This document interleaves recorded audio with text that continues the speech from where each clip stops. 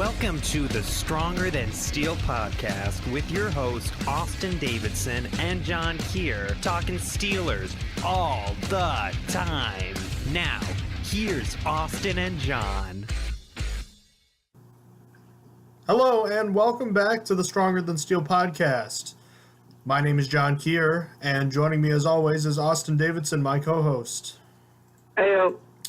It is Season 3, Episode 60, and just when you thought things couldn't get any worse for the Pittsburgh Steelers, it gets worse. The New England Patriots are coming to town.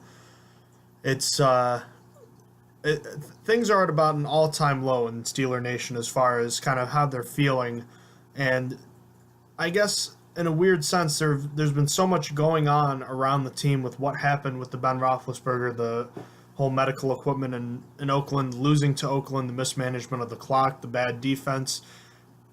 It's almost as if people forgot about the Patriots, or just it's been almost like a normal week where they've been focusing more about buttoning it up instead of the Patriots, the elephant in the room. Do you think that could be a good thing for them? I think it could be. I feel like the Steelers, I don't know how to put it. I'm uncertain. I feel like this should be better because they should be moving on from last week, and it should be better because they're moving on from last week, and they haven't had like all the. I guess they're getting all the dramatics out of the way. Is what I'm trying to say. What do you think? I think it could be a good change of pace instead of the whole elephant in the room. Because as you remember, there was a huge deal made about it last year, and ultimately it didn't work out. But there was it could be the first of two meetings, and obviously the second meeting never happened. I think it's been a little more toned down this year, maybe in part just because the Steelers have been so much worse than they were last year. Yeah, when you lose three straight, and then two of those teams are under 500 that you lost to, it's going to kill the vibe between the fans and for the team when you're losing to teams of those caliber. One player that killed a lot of vibes by getting suspended frequently is Martavis Bryant. We saw reports at the beginning of the year that he was going to be suspended. Then he was not suspended, of the Oakland Raiders, that is. And now he officially has been suspended indefinitely by the NFL for violating part of his, part of the reinstatement process, I believe, specifically. But he's suspended indefinitely now. And it looks like this could be it for Bryant, who at one point had the upside, and many were comparing him to Randy Moss, and I can understand the comparison because he is so talented. It's a shame he wasted it. I don't think he's coming back to the NFL after this one. This is a little bit too rough. I mean, the Raiders cut him and barely re-signed him. They gave him, I think, a 3-year deal at the time, but still, should be over for Martavis Bryant. Josh Gordon got a second chance, but you remember Josh Gordon led the league in receiving at one point. Martavis Bryant has never had more than, I think, 50 catches in a season, so it's been all potential with him and it's been all talk and no game. And unfortunately for Bryant, it's an unfortunate situation, but one that he put himself in, and it makes that trade for a third-round pick look even better by the day. Oh, yeah. That is a complete blunder by the Raiders. One victory the Steelers can hold over the Raiders even after last week's snooze fest, if you will. As far as the Steelers go, they did get another wide receiver back, though. Eli Rogers was activated from the PUP list, and he practiced with the first-team offense all week after Ryan Switzer suffered an injury. Marcus Gilbert was placed on IR. You excited to see Eli Rogers for the first time since the playoff game in January? I feel like I am excited. Last year we were a little disappointed in how he performed. It's going to be interesting because he's looking like he's going to get a big role this week. I'm feeling like Ryan Switzer is going to be inactive this game. I feel like he's no good to go, and that's big because Eli Rogers also returns punts. So he's going to be that dude. I mean, he's never been super good at returning punts, but we'll see what he could do. I mean, it's going to be interesting. And what about kickoff returns? Because that's something Rodgers doesn't do, but Switzer does do. Who do you think they put back there? Remember, last year was a combination of Bryant and Smith-Schuster. Yeah, I was going to say it's probably Juju, and then I'm going to go deep in the archives. I'm going to say it is Artie Burns, but that's my guess. because I feel like we've seen Artie Burns back there before, and to do it in emergency situations. So I feel like he might be the guy back there. If not, maybe Cameron Sutton. I feel like that might be the move, but we'll see. Who do you think's going to be back there? I would imagine Juju, but I don't have much knowledge about that, or it's just because of the fact that he did last year. But anyways, Marcus Gilbert was placed on IR with the corresponding move. A disappointing season comes to an end for Gilbert. Gilbert has now missed, I forget the exact number, but he's missed more games than he's played the last 2 seasons. And last year is the final year of his contract. What's going through your mind if you're the Steelers organization, and how do you handle Marcus Gilbert going into next year? I think you look at Matt Fowler and how he's done, and you say, I can live with that. And then you also see Chukwuma Okorafor waiting, getting ready to be a starter eventually, maybe, hopefully. He's been developing, and I think you say it's time for us to let Gilbert go. And apparently they have a love obsession with Zach Banner, so that's something else to look at. So I feel like the Steelers from here are probably going to end up cutting him because he is, at the end of the day, pretty expensive. I mean, I don't know the exact number the Steelers get if they cut him, but I'm sure adding to their already like about $20 million in cap they have next year, cutting Marcus Gilbert will probably be able to let them make 2 big moves instead. And honestly, they could probably get like a 7th-round pick for Gilbert, because at the end of the day, Gilbert is talented. I think he's more talented than Matt Feiler. It's just the idea that he's always injured. So I feel like they could get like a 7th-round pick for him. Maybe just switch 6th and 7th with a team if it comes down to it. But still, I think that they could possibly trade him, even though that's not like the Steelers. Steelers don't typically trade away players very often. I feel like I can't remember like the last time. Was it like Sammy Coates? Sammy Coates, the last guy we saw trade away from Martavis Bryant. We were just talking about that, Martavis Bryant. But still, I can't remember the last time they traded a lineman. How about we put it that way? I remember them trading for a Cardinals lineman like 4 years ago, but I don't remember them trading away a lineman any time that like close to now. But what do you think happens with Marcus Gilbert going forward? Let me ask you, if with all the cap space that they have, do you think they just hold on to him one last year and say this is it, just keep the extra lineman depth?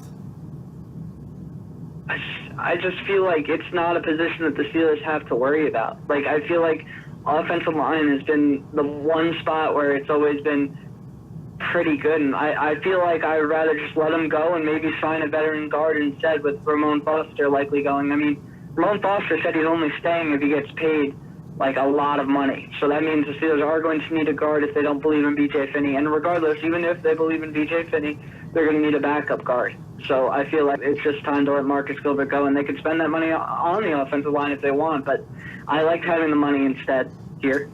The Steelers definitely have some decisions to make here. But we'll get into that at the end of the season as well. Desperation has breeded some changes along the starting secondary for the Pittsburgh Steelers. Cody Sensabaugh, the starting cornerback opposite Joe Hayden for most of this year, is being benched for Artie Burns, the original starter alongside Joe Hayden. And Mike Hilton, the slot cornerback, is being benched for Cameron Sutton. Interesting, to say the least. I guess I kind of understand where they're going here, but I still don't know that I would have done it. I guess at the end of the day, the Steelers just don't have a lot of options. I mean, they've deployed whatever they can against Gronk. It's just, I guess this is their final stand. We're going to try anything and hope it works. I have to imagine that even though those guys are getting benched, all these guys play, right? I have to think they all do. Yeah, because I think they're going to be struggling regardless. I don't think it matters who they put out there. I think it's going to be hard. Gronk has traditionally done very well against the Steelers, and I don't think that stopped. Let's take a look at the injury report, Austin. What's going on? Obviously, we know about James Conner's injury. Do you have any update there? He was questionable coming into Friday, and then on Saturday he was downgraded to doubtful after only practicing in a limited fashion on Friday. Ryan Switzer was a late addition to the injury report on Friday. He was good all week and then hurt his ankle, and he was a limited participant in Friday's practice. He is questionable now, but it's not looking good for him since they elevated Eli Rogers. For the Patriots, they actually had not a single person with an injury up until today, which is Saturday. They had no one with a designation at all, but they now have a linebacker, Landon Roberts, has been added to the Patriots injury report late Saturday. He is questionable with a thigh injury, but I mean, I wouldn't look forward to that. When I saw it, there was a tweet by the Patriots. I clicked on it. I was looking at the comments, and the comments treat him like the Jarvis Jones of, or like the Artie Burns to the Steelers, like where people are just like, I'm glad he's not playing, or he might not play, which is screwed up, but it's just, I guess it's how fans don't like this person. The Steelers and Patriots have known each other pretty well over the years. As we know, this has been a one-sided rivalry, if you will. The Patriots have won the last 5 games, including last year's result in Week 15. We all remember that game very well. The Patriots have won 4 of the 5 playoff games between these two teams, the most recent of which coming in the 2017 AFC Championship game. And a fun fact, it's been so long since the Steelers last beat the Patriots that the Steelers' last win against them came in a game where Antonio Brown caught his first NFL touchdown pass. How about that? It's really interesting. I always remember that. Antonio Brown came into the league, was welcomed by getting a touchdown against the Patriots. Crazy. And in that game, the Steelers had a formula that you think they're going to have to do similarly in order to win, but easier said than done. We already know both teams relatively well. Excuse me. The Patriots defense, not a whole lot different from what we saw last year. How do you think the Steelers attack it? Yeah, really coming in, there's no excuse to not be able to beat New England over the top. Just like last year, like you said, their defense is their weak point, where they are allowing 372.5 passing yards per game, which ranks 22nd in the league. It should actually be worse, but the defense is good at one thing, and that's forcing turnovers. They have 14 interceptions on the year and 6 fumbles recovered, and those 20 turnovers are tied for 11th most in the league. Granted, the quarterbacks they played against haven't been the best, but they did get to play against Mahomes this year and got 2 picks against probably the front runner for NFL MVP right now.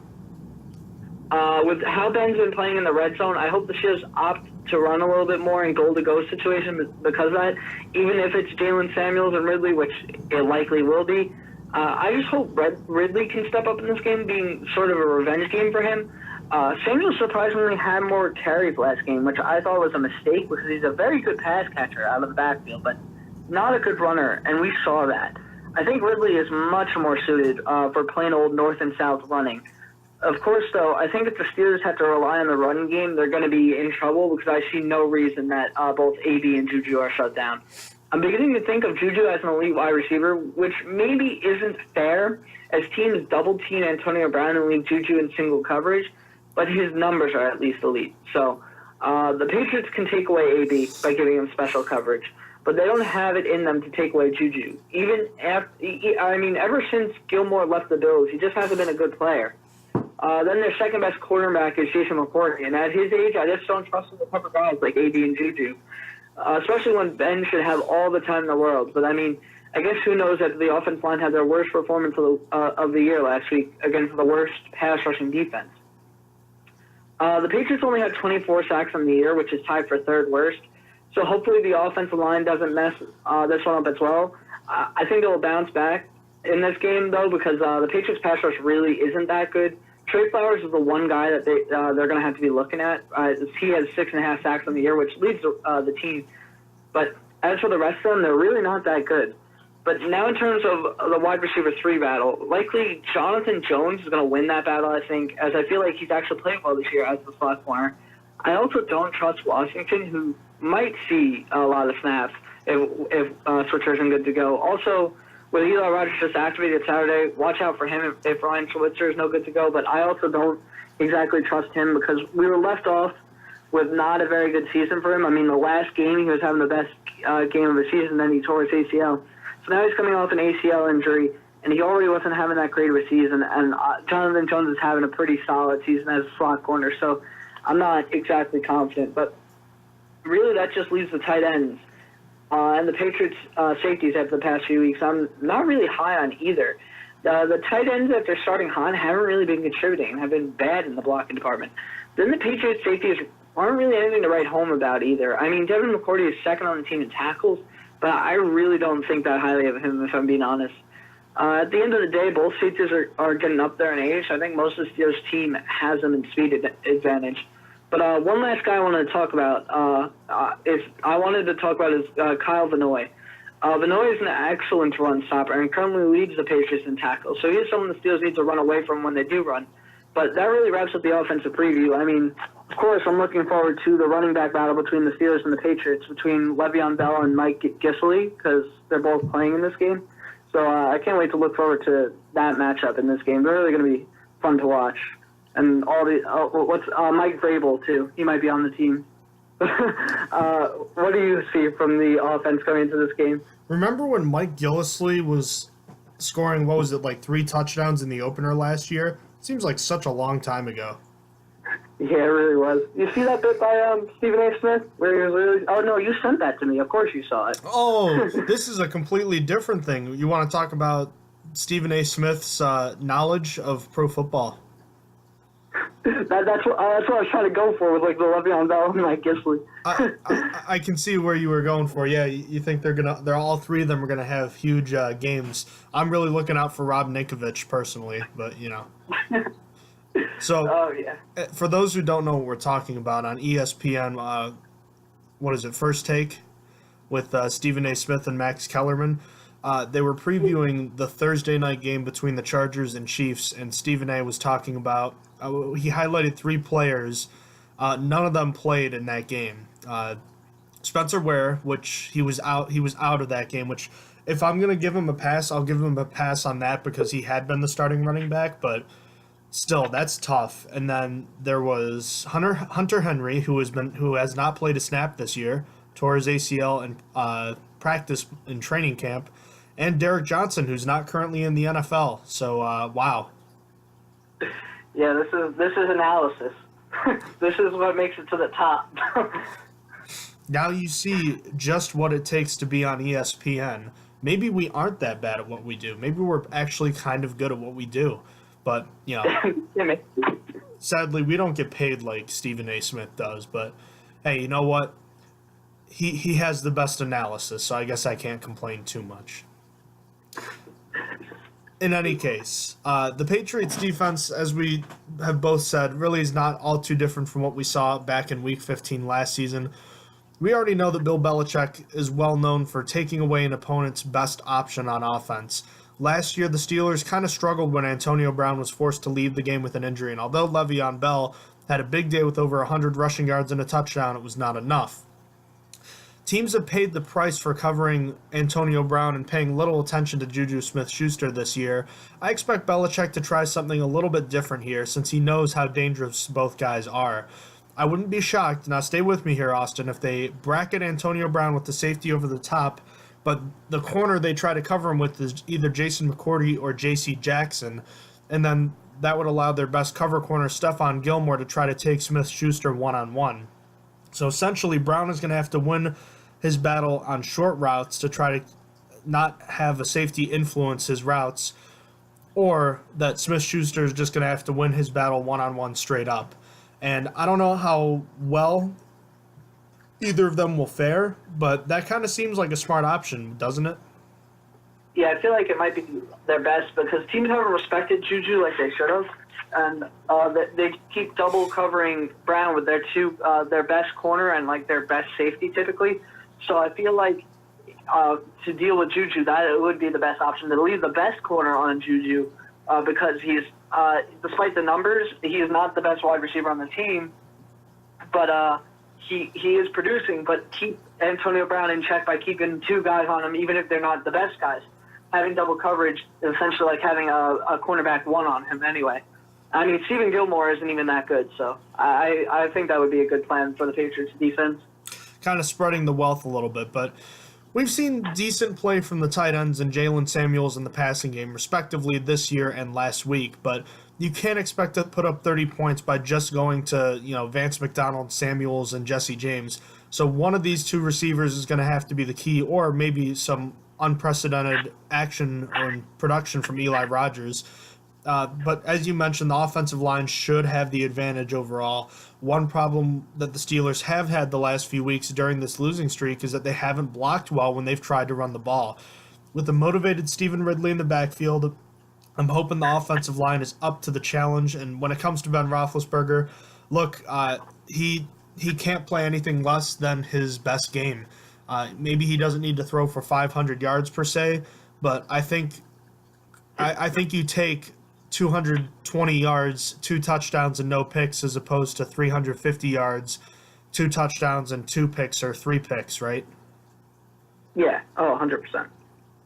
Because as we know, the best way to beat the Patriots is to keep Tom Brady off the field, but that is easier said than done, and he's going to get his chances. And when they are on the field, is there really anything the Steelers' defense can do? I mean, it doesn't look good on paper.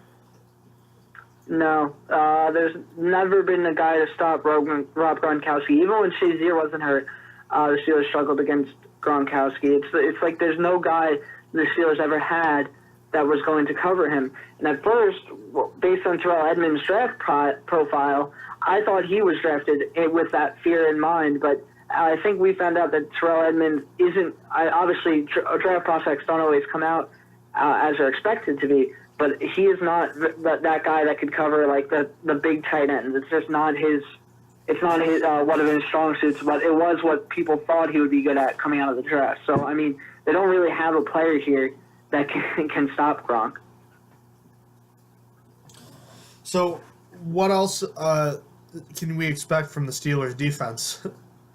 Well, we already talked about it, but Mike Hilton is being benched, and so is Cody Sensabaugh, but that's less memorable for Cameron Sutton and Artie Burns. And what I have to say about that is it's a bold strategy, Cotton. Let's see if it pays off. If that's genuinely the plan to help deal with Gronk, Keith Butler may be out before the year ends because it doesn't sound good. I mean, granted, I guess they're messed up against Gronk no matter what. No matter who's out there, they're going to get screwed up by Gronk. But, I mean, I get it. Mike Hilton is tiny compared to Gronk, but Mike Hilton is so much better at breaking up passes than the other two, and is just so much more helpful on the field against wide receivers.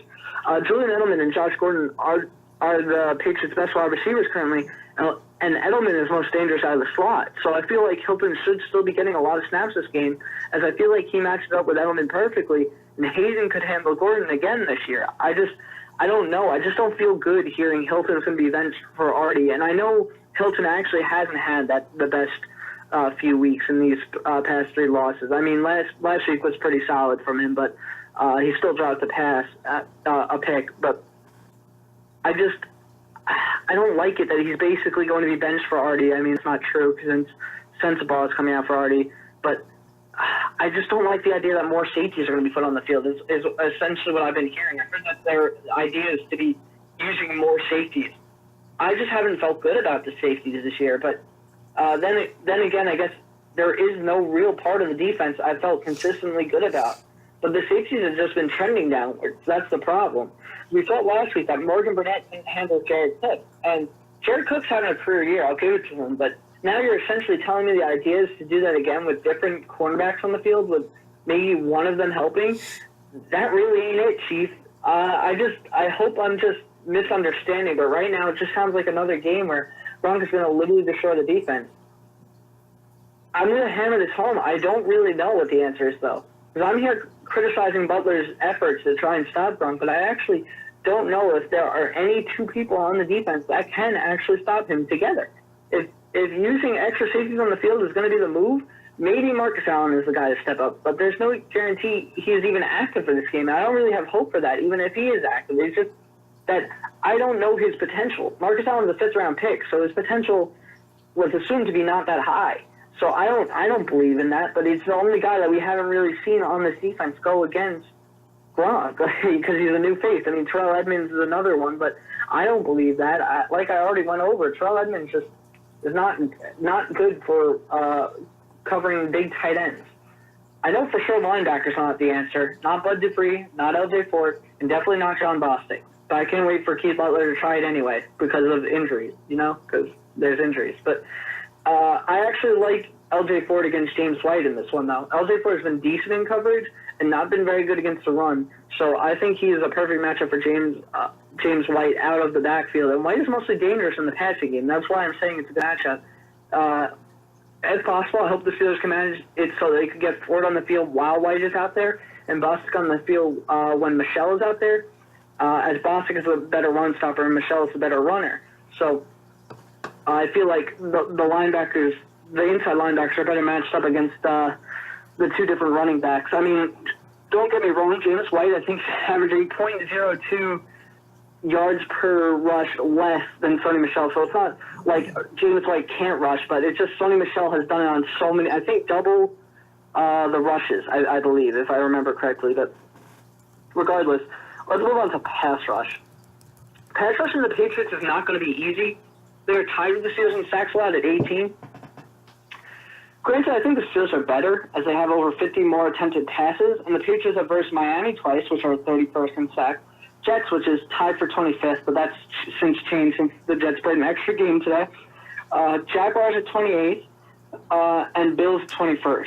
So while I do believe it's going to be hard for the pass rush, it shouldn't be as hard as it appears. I think realistically, the Patriots are like the 7th or 8th best pass blocking line in the league, and not the 3rd. I still expect 3 sacks at least when the Steelers are likely the best pass rushing unit in the league when it comes to sacks. I feel like most of the sacks as of late have come from the defensive line, but one of the linebackers has to sit up here. We were blindsided last week. I think we could both agree by Ola Daney being inactive. We were both talking about how we're going to see how much he was used, and then they decided to turn around and think it was keep Brian Allen or Marcus Allen or both on the roster instead for the game. But regardless, I hope to see him actually active in this one. But really, I need to challenge the starters because Ola Daney, at the end of the day, is a guy that's just, he made us an undrafted free agent. We don't need production out of him. He's not supposed to be the guy that has the production.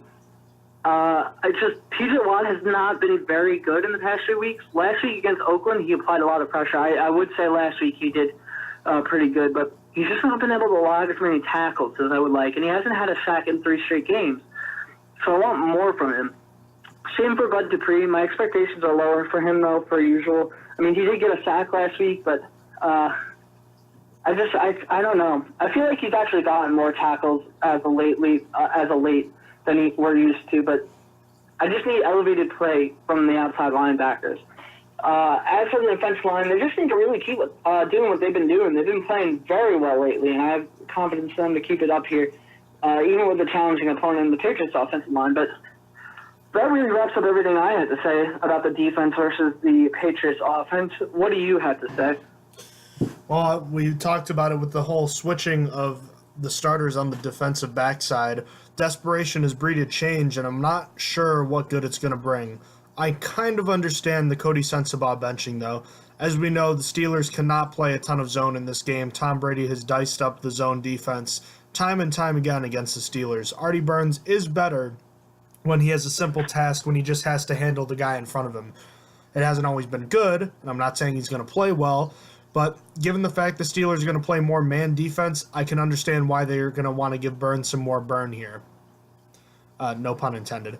I have to imagine the only reason Cam Sutton is starting in the slot is because they intend to stick him on Rob Gronkowski for at least part of the game, given the fact that Mike Hilton is basically a foot shorter than him.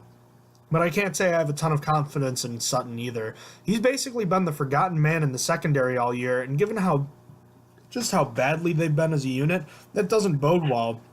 I mean, it really seemed like it was going to be a good year for him after he had that interception in the opening game, and I feel like we haven't seen him since then. He's really disappeared. Last year it was exciting when he came back from IR. He did pretty good. We thought after Artie Burns was benched this year, he was going to get a little bit more time, and it just didn't work out that way. The Patriots have been a power running team this year, but don't be surprised to see them spread the Steelers out and attack them out of an empty set. Keith Butler has had no answers for it all year, and we saw last week it could be a personnel issue, which is why I'm thinking, you talked about the more safeties. Remember the dollar defense that we talked about all preseason the Steelers might be thinking about using? Do you think they use it here? Do I think so? I don't. I really, really don't. I mean, maybe because they're prepping so many safeties for this, and the idea is that they're going to get cornerbacks off the field. But I just don't feel it. What do you think? I want to see it, and I think they're going to use it at least a little bit. Now, the dollar defense, in case you don't remember, is a 2-2-7. So 2 defensive linemen, 2 linebackers, 7 defensive backs. So that's cornerbacks and safeties. You have to figure it's going to be a combination of Hayward, Tuitt, and Hargrave up front. And then I guess as far as the linebackers go, it's really your pick. But I think the idea is to be a little more athletic, and I think I prefer that because we definitely don't want Tom Brady slicing and dicing this team given the weakness at defensive back. If you get more defensive backs up there, you dare the Patriots to run it more. Do I dare say it's almost better to have Sony Michel run for 120 yards instead of having Tom Brady throw for 350? I think honestly it is better that way. I'm not saying it's promising either way, but I feel like if I'm the Steelers, I take my chances with that instead. The problem is you're getting set up in a lot of third down and shorts, but, I mean, you only have so many battles you can win here. We already know that Tom Brady is perfect when it comes to pre-snap adjustments. He's the best in the league. The Steelers have to be able to disguise what they're doing at least better than they have. So unfavorable matchups on Gronkowski, James White, and either Julian Edelman or Chris Hogan are bound to happen. The Steelers just have to have their guys win the battle, especially early on the play when it comes to the receivers. You can bet the Patriots are going to throw a lot of quick passes. They have to be able to make the tackles. And I like you said, I'm not as high in the Patriots' offensive line as their stats seem to say. I think the Steelers' defensive line can control it, but the defense at the end of the day, they have to come up with big plays. They've lacked it all year, and it's going to take individual efforts and a few lucky bounces too. You remember on the Patriots' final go-ahead touchdown last year, on that drive, Sean Davis dropped an interception.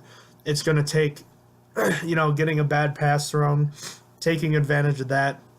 I really think that the over-under for turnovers for the Steelers to win is 2. I think they need 2 in order to win.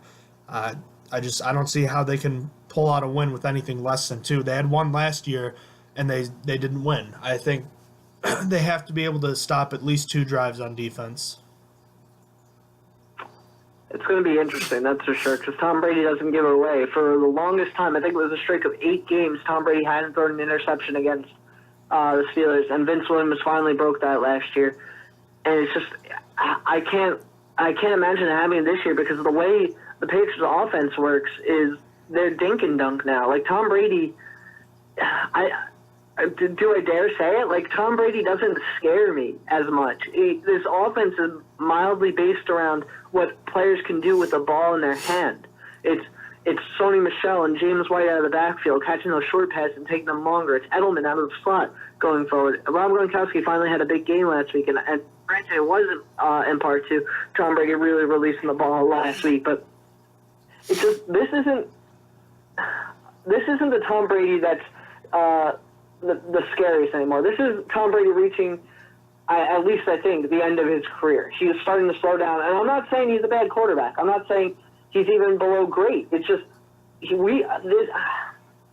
going to say it. I don't think he's elite this year. Like, I really don't. I feel like it's just been I feel like it's just not as good. It's not that great of a season from him. It's a normal pedestrian season for Tom Brady, which is still great, but it's just not elite. It's not greatest of all time season, which it makes sense. You can't go on forever. But it's just it's hard for me to get back to the original point. It's still hard for me based on how they're playing this year because they're going to need forced fumbles. Again, like last week, I mean, they didn't get a forced fumble. Derek Carr fumbled on his own and they recovered it. But that's what they got to do because this offense they're playing just doesn't really drive the ball downfield. They don't, and even when Tom Brady does, he still doesn't make that many mistakes. I mean, he failed some passes this year, a lot more than normal, but it's just hard for me to say that the Steelers are going to be able to get 2 turnovers. I don't see them getting an interception. I can say that for sure. But I think I probably agree with you, though. It's probably 2 interceptions to win still. Yeah, this is what you call a ball control offense. It's kind of a modern version of what you saw early in Ben Roethlisberger's career, but with obviously a much more experienced quarterback. They run the ball effectively. They don't turn it over. They don't shoot themselves in the foot, and that's really what you can say about this Patriots team in general. I mean, that's always how it's been with Bill Belichick and the Patriots, and it extends to their special teams too. They've been a really disciplined unit, and they've blocked 3 punts and kicks this year, including 2 last week. They need to get a big play, the Steelers do, to win, steal a possession or 2, kind of like the defense. And then as far as Chris Boswell goes, he's going to have to be perfect. Given his recent track record, that's not something you should expect, but say he does play well and somehow manages to kick a game winner in the closing seconds, how does the narrative change on him? I mean, that's a surefire way to get your confidence back. I feel like I still feel like it's not really going to do enough for him. I feel like, at least for me, I'm going to speak for my personal experience, it's really not going to be enough for him to hit one game-winning field goal. It's going to have to be more than that. How does the rest of the special teams stack up in this one? Well, really the only thing the Steelers have advantage in is average punt return, and that's in jeopardy with the possibility of Switzer not playing. And this isn't even exaggeration either. It's literally the only stat the Steelers have better on special teams. The Patriots average longer kickoffs. They have a better field goal percentage, way higher PAT percentage. Are averaging more yards per kick return, have a longer field goal, have more average yards per punt, and net yards per punt. Anything special teams related, the Patriots are better. They are the least penalized special teams compared to the Steelers' most penalized. Essentially, the Steelers' special teams is completely outmatched here, outclassed. This is essentially what it looked like when coming into the Raiders game, looking at the Steelers' pass rush compared to the Raiders' pass rush. It was literally opposites, and this is essentially it. The Steelers probably have the worst special teams in the year of all 32 NFL teams at this point. It's really, and it's going against probably one of the best. So that's what it looks like to me. And what are keys to the game then? Because obviously the special teams looks overmatched. Offense and defense is going to have to win the day. Yeah, for offense, it's going to be attack the Patriots where they're weak. With Connor doubtful, the game plan at this point should just be to feed Juju and then AB when he's not being double-teamed. Their secondary just isn't that good, and Steelers need to exploit that. And on defense, the bane of the Steelers the past half a decade or so, when it has come to the Patriots, has been Rob Gronkowski. The Steelers need to find some way to stop him, and I'm saying this as a key. I don't expect this to happen. I mean, if the Steelers find a way to make this happen, they can have a good chance of winning. But let the Patriots do their dink and dunk offense instead that they've done all year. Just try and find a way to stop Gronk. So what are your keys to the game? On offense, it's win on third down. Keeping Tom Brady off the field is paramount. That means long, drawn-out drives that end in touchdowns. The best way to do that is to convert on third down all day long. We've seen some good stretches the last 3 games from third down offense, and then we've seen longer stretches where they haven't been good. They have to be consistently good all day in order to win. On defense, keep the short, intermediate, middle of the field covered. This is going to be difficult with disadvantageous matchups for the defense, but the middle of the field has been where the Steelers have been weak, and typically where Tom Brady attacks them. They have to be stingy here. I'm okay with them being stingy in the short and intermediate middle of the field. If Brady's going to throw it deep, I'd prefer it be over the middle, and I don't necessarily love that per se, but throwing it deep is a lower percentage play, and I guess I'll take my chances there because we just talk about man on man. We don't really like the Steelers' chances, especially when these guys have to work in short spaces like that. The Patriots will just eat them alive. So I just try to lock down the short middle of the field and take your chances on deep passes in the middle. As far as X factors go, I'll give you mine first. On offense, it's Juju Smith-Schuster. He had a big game last year when Antonio Brown left the game injured, and I said before, I think the Patriots bracket Brown with a safety and their number 2 cornerback, whether that be J.C. Jackson or Jason McCourty, leaving their best cover guy Stephon Gilmore on Smith-Schuster.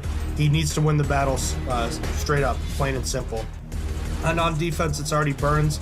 He's getting his first chance to make a real impact since he got benched way back in the Bengals game a couple months ago For a defense that has lacked big plays from defensive backs, Burns at least provides some potential of a couple big plays. Even though I don't really think it's going to happen, he's at least a guy that has at least shown that he can make some plays in the past.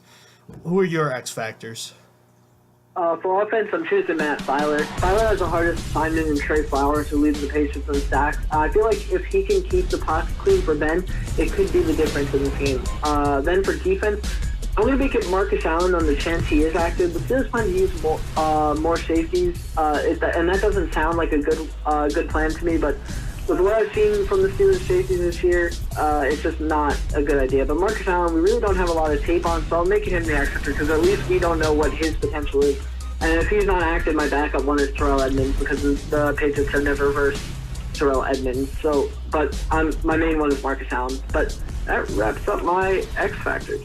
All right, Week 15 of the NFL season underway. We already have 3 games completed. Thursday Night Football first, the Chargers with a dramatic come-from-behind victory over the Chiefs. At least the Steelers now have some company when it comes to horrible losses at home. The Chiefs blow a 14-point lead, and the Chargers win on a last-second 2-point conversion and touchdown. And all of a sudden, they're right there. They have the same record as the Chiefs. It's anybody's guess as far as who's going to get the number 1 seed. What an exciting game. Was an exciting game, but what I've started to realize about the Chargers is they get a lot of calls from the refs because now we've seen the Steelers game. From the Browns game earlier in the year, they had a false start the same way the Steelers did that gave them a touchdown against the Browns. And then in this game, I mean, the refs were horrendous both ways, but again, leaning towards the Chargers in terms of who they're favoring. So, I mean, it's not like a conspiracy theory, but the Chargers are a very lucky team. I'll put it that way. Just like the Patriots last year, when the Patriots got like no calls that went the opposite way. This is how I feel about the Chargers. And I feel like the Chiefs should have won this game, but their defense just imploded. I mean, they were doing really well at pass rush and stuff, but the Chiefs, it's going to be the downfall of them in the playoffs too. Their defense just is not good enough because in losses, I don't know if you saw the stat, the Chiefs offense is averaging 39 points a game in losses. Like that's not losing because of the offense. That's losing because your defense is giving up so many points. But anyway, that's my rant on that. So I didn't like the Chiefs not winning this game. The Chargers could make it as the number 1 seed. That means the AFC playoffs would go through the StubHub Center, which is like a 35,000 seat stadium. We already know the Chargers are a better road team than they are at home. If you're a Steelers fan, assuming the Steelers make the playoffs, I think I'd prefer the Chargers be the number 1 seed personally. I agree because this next game they could clinch the playoffs, and the next game they have is against Baltimore. So they're going to play hard against Baltimore, and then likely they're going to try and. I honestly think they're just going to bench their starters because playing at home isn't playing at home for them, and they've been really good on the road. So why not continue with that feat? Like, I would just bench my starters and let them rest. But regardless, it's way better than playing at Arrowhead for every team going through there. Just a terrible stadium to play in if you're an opposing team. So I kind of do hope the Chargers win out and don't bench their starters, but why would they? I mean, like, it's just it seems like it's so much better for them to just rest their starters and go into the playoffs. I mean, 2 weeks off isn't good. We saw it with the Steelers going into last year's playoff. But we'll see. We'll see if they handle it differently. By the way, they've already clinched. They're in the playoffs. The Chargers? Yeah. Yeah, they clinched the playoffs when they won. Are you sure on that? Because with the after the post game, Phillip Rivers was like, "This next game we can clinch," and I thought that's how it was because they're 10-3 right now, and technically if they lose out, they could lose it. No. No, from what I saw on their official Twitter, they clinched. Oh, okay. Maybe something else happened that I wasn't. I don't know. Well, in any case, I can understand that line of reasoning, but I still think they're going to try to go for the number 1 seed simply because it's so much. It's the simple fact of the matter is if you're a top 2 seed, you have to play one less game to get to the Super Bowl. You know? Yeah, the Chargers have clinched. They're 11-3. They have clinched. Dude, this is... Okay, you know what happened? They didn't clinch yesterday. They clinched... Oh, no, never mind. I literally have no idea. I was confused. I thought it was based on the Texans, but the Texans won today against the Jets, and I don't know why. I'm just confused. I'm all around confused. You know what's crazy? The Chargers and Chiefs have the same record. The Chiefs have scored 104 more points than they have. That is pretty insane. That's a big difference. The Chargers have 395 points for. The Chiefs have 499. All right, let's move to Saturday football. Remember, now the college football season is over, excluding bowl games, which started today, of course. The NFL is now playing Saturday games this week and next week, the first of which was a 4:25 game between the Texans and the New York Jets. The Texans won 29-22, so they just covered that spread there. And the Browns just recently completed a win in Denver, something the Steelers didn't do, which is frustrating. But the Browns won 17-16 nail-biting thriller. I didn't get a chance to see much of either of the games, but I did see the final play where Jabril Peppers sacked Case Keenum on 4th down. For the Texans game, the Jets kept it pretty close the entire game. Like, the Jets even had a lead late. It looked like they were going to pull a comeback, which would have been interesting for the AFC playoffs, but Texans at the end of the day just won. But the Jets defense was giving them some problems, and the Texans look very beatable. After not getting a lot of respect after 9 straight, it looks like they're losing whatever respect they had because they lost to the Colts, and that playing against the Jets did not look good for them. But for the Browns, when I actually got to watch basically the entire game, and it was pretty good. I felt like the Broncos had shut down the Browns' running attack, and Baker Mayfield was not playing very good, but then the Browns just came alive at the end and scored a late touchdown that really set them over the edge. I mean, Freddie Kitchens nearly lost them the game because instead of electing to go for a field goal for a 4-point lead, they wanted to go for it on 4th and 1 to end the game with 1:43 left, and they didn't get it. Like, there's immediate penetration from Gostis on the defensive line and just swallowed up Nick Chubb, but they held on with that Jabril Peppers sack, as you mentioned, so it's a really good game, though. The Steelers can really help themselves in the rest of the AFC. We already know about the Patriots' struggles on the road this year. By beating the Patriots this week, I believe the Texans would only need to win one of their last 2 games to clinch the 2nd seed, but we'll get to that later. As far as the rest of the NFL Week 15 goes, we've got a bunch of barn burners and a bunch of great games. This Cardinals-Falcons game looks like a barn burner. The Falcons getting a shocking 9.5 at home against the Cardinals. Give me the Cardinals plus 9.5. I'm going to agree with you. I still don't get like the bookies' obsession with Falcons. They're not a good team, so I'm going to take the Cardinals plus 9.5. Lions at Bills, another one of the barn burners. Buffalo minus 2.5 with Josh Allen. They seem to be rolling a bit, but I'll take the Lions to win this one straight up. My roommate Will is going to be at the game tomorrow, so I'm pulling for a Lions win for him. I'm going to pick the Bills to cover here. I feel like the Bills have just been pretty good with Josh Allen back. Like, they've been looking okay, at least. I mean, they lost to the Jets, which is unfortunate, but I think they're going to bounce back here and cover. They're a lot more competitive with him than anybody else. 100%. Packers at Bears. Who would have thought Chicago was going to be getting 5 points at home at the beginning of the year? Certainly not me, but especially with a healthy Aaron Rodgers, their Packers are significant road underdogs. Is Chicago going to be able to lay a beat down on them this time?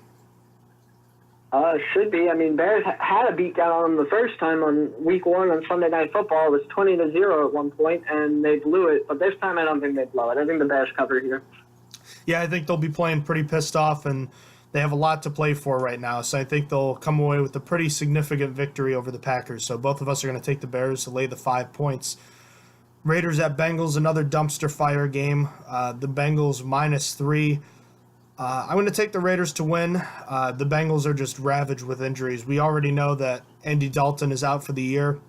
A.J. Green is also out for the year, and Vontaze Burfict is not going to play in this game either. So the Raiders' offense is good. They've been playing better as of late, and obviously the Steelers really helped with that. But the Raiders seem to have gotten some things going here in the late season. I personally think that the Raiders are going to win outright here. I think that the Cincinnati Bengals just don't look very good. I mean, with Jeff Driscoll, they already weren't looking good. Without A.J. Green, they already weren't looking good. Then you have all those injuries that you mentioned, additional, and I think the Raiders are going to win outright. The Raiders played strong against the Chiefs. They only lost by 10 points, and it was 40-30. Or I'm sorry, 13. I think it was 43-30. Then they obviously just beat the Steelers, and I think that they could beat the Bengals. So I'm going to pick the Raiders to win outright. An interesting game between the Cowboys visiting the Indianapolis Colts. Indy's getting 3 points. I kind of thought it would be the other way around. Dallas, they didn't officially clinch the NFC East, but they realistically just won the division with their big overtime win over the Eagles last week. I think they'll be riding high, but I think they'll be a little bit vulnerable after the big win last week. The Colts are in desperate playoff mode right now. They need a win to hang on to their realistic playoff chances. I think they'll win this one. Andrew Luck outduels Dak Prescott. Lay the 3 points for me. I went back and forth with this game so many times because I felt like Indianapolis had more to play for, but the Cowboys with Amari Cooper have just been a different team. Their defense is already good, but now their offense has come to life, so I'm actually going to pick the Cowboys to win outright here. I have a funny feeling about this game. I wouldn't be surprised, though, if the Colts do actually just win and cover. Dolphins at Vikings, two unimpressive teams that are still hanging around in the playoff hunt. Minnesota's getting 7.5 at home. I'm going to actually take the Dolphins to win this one. The more and more I watch Kirk Cousins play football, the less and less impressed I am with him. I actually don't really think there's much of a difference between him and Ryan Tannehill. So because of my spite for them, I'm going to take the Dolphins to win. Yeah, I agree with you. Kirk Cousins is probably the most overrated. And I had this argument just the other day that with how Kirk Cousins is performing, the Vikings can't look at this anything other than a failure. If he was not performing as a top 5 quarterback, which he is not, this was a failure of a signing based on how much money they were giving him. And and that's being lenient. For what he signed for, he should be a top 3. And this is a complete failure in my eyes. I would have rather kept Case Keenum, been mediocre, about the same, maybe a little less, but about the same, and been able to move on from Case Keenum's contract and be stuck with Kirk Cousins' mediocrity for years to come. Because even if they draft a young quarterback, they screwed themselves because they're not going to have money to build around that young quarterback. If they kept Case Keenum, at least they would have. And in retrospect, I mean, I wanted them to do it, so I'll take claim for it. But I think they should have kept Teddy Bridgewater at the end of the day. And I mean, we don't really – it's inconclusive because he hasn't played much regular season time. But with the Jets in preseason, he looks fire. And all it would have taken to keep him is $8 million. That's all it would have taken compared to whatever ridiculous amount Kirk Cousins is making. It just pisses me off because people still think Kirk Cousins is a great signing. Anyway, I'm taking the Dolphins plus 7.5 because I don't think Minnesota is that good of a team. I think they will edge it out, but it's going to be interesting. I haven't seen Xavier Howard's availability yet, but it's going to be hard. The both teams aren't very good. I'm still going to pick the Dolphins plus 7.5. Titans at Giants, the New York Football Giants. Tennessee -1, so it's really a pick'em game, but I guess the Titans are technically favored on the road. I'm going to take the Giants to win this one. I don't think highly of the Titans at all. I've kind of been hammering this home throughout the year. I think losing to a Giants team that technically, I don't believe they've been eliminated yet. I can't believe they've actually won 5 games this year, but credit to them. They won 3 straight, and they've been competitive. Give me the G-Men in this one. I'm going to actually pick the Titans. It's inconsistency from the Titans every single game. Like, they'll get 4 touchdowns from one player one game, and then they'll just absolutely suck another and allow 12 sacks. I'm going to pick the Titans to cover in this one. I don't really know what to ever pick when it comes to the Titans. Josh Johnson and the Washington Redskins at Jacksonville, Jaguars -7.5. Washington, the Mark Sanchez experiment is already over. Now you're turning to a guy who threw his first passes since 2011. Yeah, I actually would rather have Blake Bortles than Josh Johnson or Mark Sanchez, which is really saying something. So lay the 7.5 for me easily. Yeah, I'm going to pick Jaguars to cover. The Redskins, with whoever they're starting, is just not going to be good. I'm picking Jacksonville. They've really just, them and the Eagles they can really share some stories about all their injury problems. It has been bad. Buccaneers at Ravens. Ravens minus 7.5 at home. I can't believe this isn't like 10 or 12 points, but I'll take the Ravens to cover easily. Yeah, I'm going to pick Baltimore to cover too. Not much to add there. Seahawks at 49ers. Seattle only a 3.5 point favorite. They like the Niners to keep this one close. I'll take the Seahawks to win, though. They're still one of those fringe playoff teams, and although the Niners could play spoiler, I don't think they will. I am going to pick the Seattle Seahawks to cover here. I feel like the Seattle's playing at a very high level as of late, so I'm going to pick Seattle to cover. Philadelphia Eagles at the LA Rams. Rams minus 13. The Eagles likely not playing Carson Wentz the rest of the year with that fracture in his back. There's certainly no reason to do it now. Nick Foles coming in. For everything that broke the right way for the Eagles last year, everything has broken the wrong way for them. No pun intended there, but the Eagles they've got just about nothing to play for now. It's time to punt on the season and get ready for next year. The Rams will be in control throughout.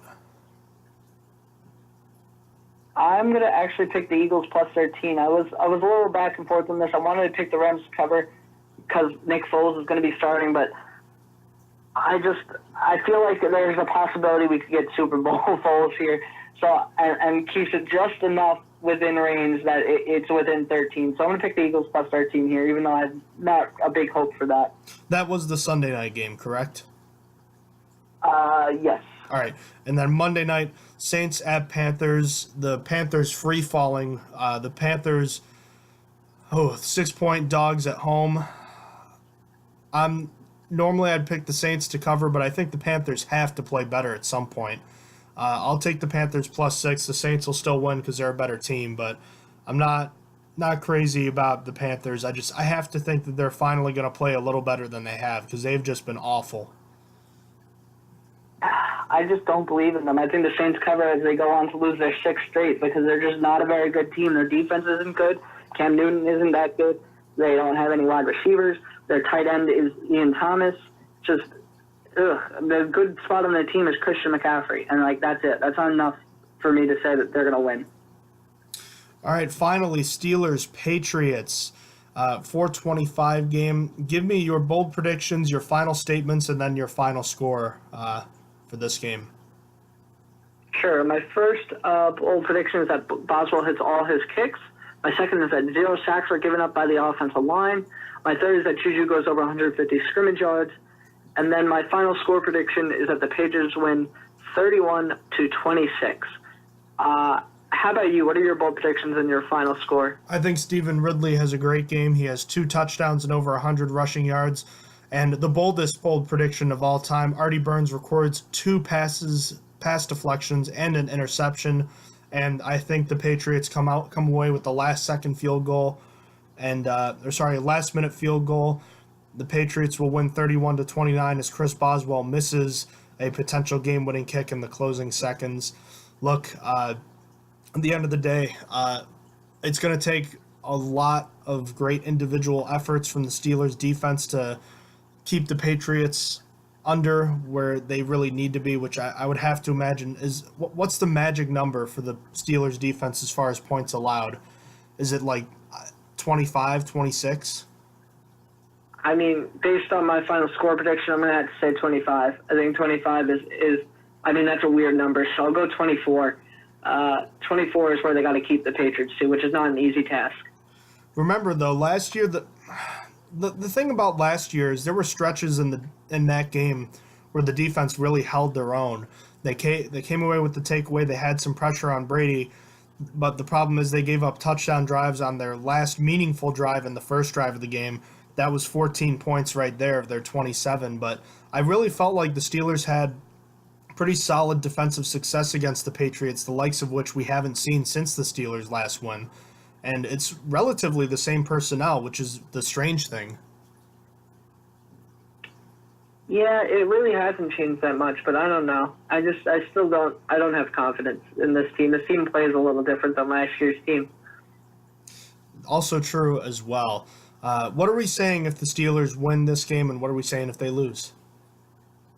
If they lose, you could basically pack up the season. It's really hard to go on from here. What's actually funny is I say that, and I was playing with the playoff predictor, and I had that the Steelers losing and then winning against the Saints the next week, and then the finished off by winning against the Bengals. And I do have them still making the playoffs, even if they lose. But I mean, it depends on how they lose, because it's going to be hard if they lose this one to bounce back against the Saints. The Saints are a harder opponent, but we'll see.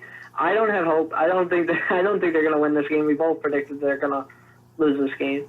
It's going to be close. If they win, I don't know what we say, because I feel like this Patriots team, as I think we said last year, isn't as hard as they used to be. I mean, it's still they're still a pretty good team. They're still a really good team. It's just they don't seem like the top unbeatable team this year on either side. Like, they're not one of the top teams in the NFL. They're not, to me, like the Saints. They're not like the Kansas City Chiefs. They're just a step below what they normally are.